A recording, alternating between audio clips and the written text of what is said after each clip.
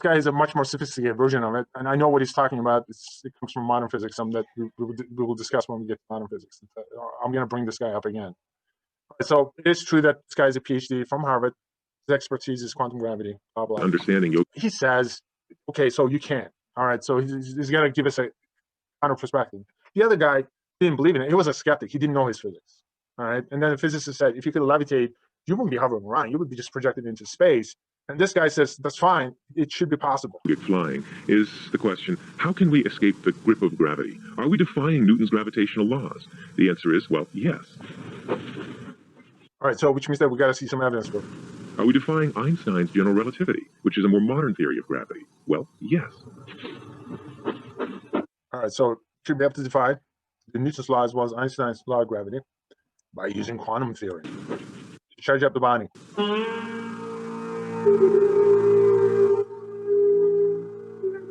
In the domes here at Maharishi University of Management, the whole community basically comes twice a day to practice yogic flying collectively.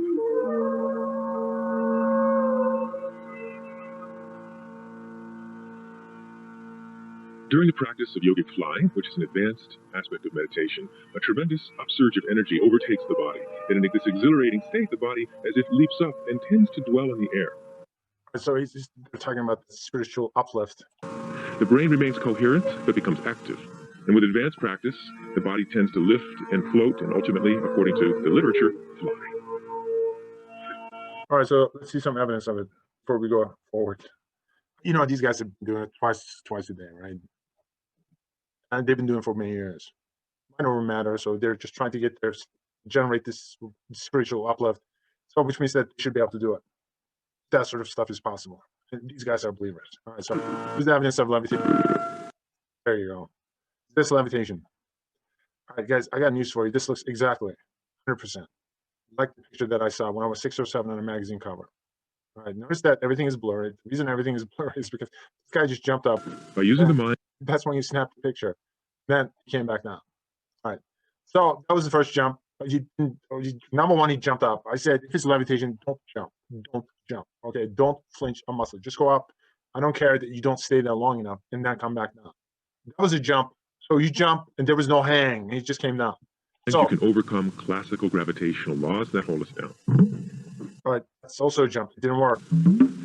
That didn't work 3 times in a row. Not by a miracle, but by taking access to deeper gravitational laws, quantum gravitational laws, which take precedence over those macroscopic laws. Maybe we need to get more people involved. Hopefully one of them is going to jump and stay, right? All right, so I'm not seeing it so far. With levitation, human levitation, you're not fighting gravity. That's not happening there. You're taking control over gravity. You're changing the curvature of space and time, if you wish, so that the gravitational force isn't pulling us down, but is pushing us up. Not everyone who's... All right, guys, is it hopping or is it flight? What do you guys think? Yeah, let me tell you what this guy is doing. He's just jumping. He's just jumping. The way he's jumping is exactly the same way I'm jumping, except he's doing it like a double amputee. That's it. These guys are Special Olympics ready. This is not levitation.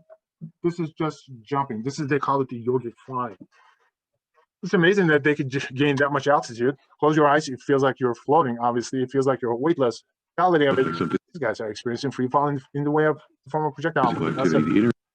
This is not levitation. They know it too. They say we're not levitating. This is just yogic flying. This is a step below levitation. The next step is going to be real levitation. That's what they say. Experience. All right, so this guy kind of got me curious. John Hagelin, a physicist who joined the... Seriously, there are some physicists who believe in it. Obviously, he does believe in it.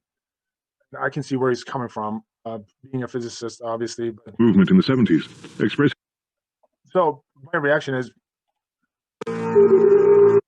was, well, like, this guy for this hardly squares with what yogis are supposed to have been doing for centuries, and what this Indian. Number one thing is, if you're seeing someone levitate, there's always a levitation stick of some sort is involved. And if you're thinking, oh, wait a minute, I can see why they have a stick, right? Because if you're really levitating without a stick, what's going to happen? You're going to get projected out into space. So you need to have a stick to actually anchor yourself to the ground, right? Is that the reason why they have a stick? Appears to be. Or is there a explanation? You're doing today. Every time there's a levitation stick, you're looking at a version of this illusion. That's it. But they've been using that illusion forever. Guess who this guy is? Special Head, before he became famous. You guys notice that he does the same illusion? All right, once again, there's a levitation stick, and then there's a seat that he's sitting on. He leans back, he sits on. The one that he had done on stage is a little bit more sophisticated of the same thing. Except after he did his little levitation, what did he do? He had a really hard time walking because he had the seat under his butt. And that makes it really tough to walk. So he had a much better, much more interesting version of it. That's who this guy is. Once again, it's Special Head. He's got some kind of a contraption that he's sitting on, which is attached to the camera. Then it's right under. Notice that he's wearing gloves, so you cannot see it. And then he's gonna change hands. He's got a flawless execution. Once again, it's a magic. Well, Jesus Prank was.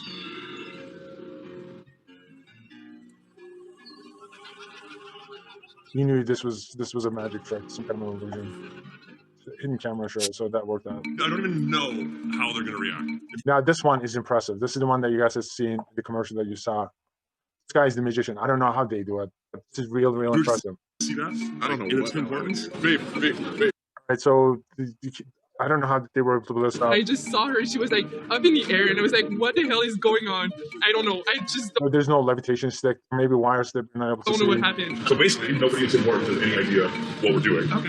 So all the customers, everything, no, even the employees. So you got an actress and an actor. Mais qu'est-ce qui se passe? Flotter, tout ça plus haut. Là, c'est bien récent. Je comprenais plus rien. She was kind Please, you know that this is an illusion. of freaked out, but it was awesome. Babe, can you hear me?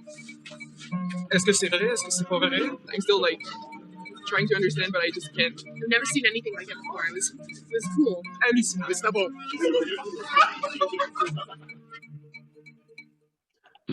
One was, hold on, If you hold watch on. her, Yeah, go ahead, Jack. if you watch her right leg never leaves the stool. It's always touching the stool. Well, you think he ended up pulling? What's his name? Forgot his name. The street magician. Yeah. Okay, he does the same sort of stuff. This woman ended up getting a really good height, though. So I don't know. Okay, so I should probably watch that. Okay. So all of a sudden, I feel suspicious of this John Eglin guy.